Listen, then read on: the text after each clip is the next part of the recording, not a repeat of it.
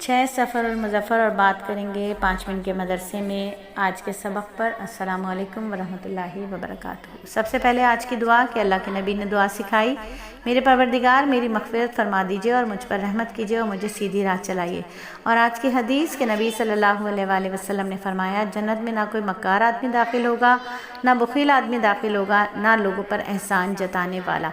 यानी जो बुखल करता है, कंजूसी करता है, वो भी जन्नत में नहीं जाएगा। जो लोगों पर एहसान जताता है वो भी जन्नत में नहीं जाएगा। और ना ही कोई मक्कार आदमी जन्नत में जाएगा जो मकर फ़रेब करता है। और जब मस्जिद के दरवाजे पर जाएं, आज का अदब यह है तो थोड़ी देर खड़े हो जाएं और सोचें कि हम किसके घर में दाखिल हो रहे हैं। फिर अदब के साथ जूते मस्जिद से बाहर उतारें, पहले बायां पाँव अंदर रखें, फिर दायां पाँव अंदर रखें और फिर दुआ पढ़ते हुए मस्जिद के अंदर दाखिल हो जाएं एतिकाफ़ की नीयत से। और आज की तालीम के बड़े बड़े गुनाहों में से एक गुनाह यह है कि छोटों पर रहम ना किया जाए। छोटों पर रहम ना किया जाए, ये भी एक बहुत बड़ा गुनाह है कि नबी सल्लल्लाहु अलैहि वसल्लम की हदीस मुबारक का भी मफ़हूम है कि जो हमारे बड़ों से मोहब्बत ना करे, हमारे बड़ों की इज़्ज़त ना करे, हमारे छोटों पर शफ़क़त ना करे, वो हम में से नहीं।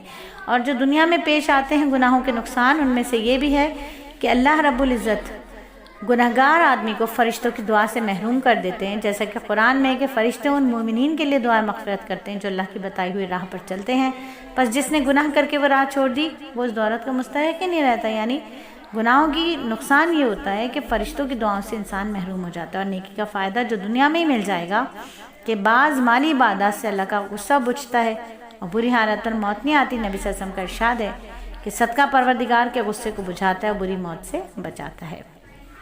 आज का वाक़या कि जन्नत की नेमतें वापस ना होंगी। हज़रत अबू हुरैरा रज़ियल्लाहु ताला अन्हु नबी सल्लल्लाहु अलैहि वसल्लम से नक़ल करते हैं कि जो शख्स अल्लाह ताला से डरता है वह जन्नत में दाखिल होगा।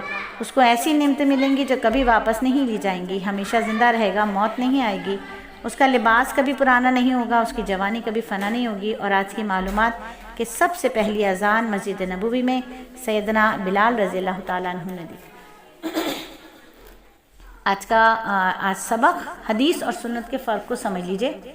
हदीस और सुन्नत में फ़र्क है कि नबी सल्लल्लाहु अलैहि वसल्लम के तमाम मौजज़ात और खुसूसियात का ताल्लुक़ अहदीस से है। मतलब मसलन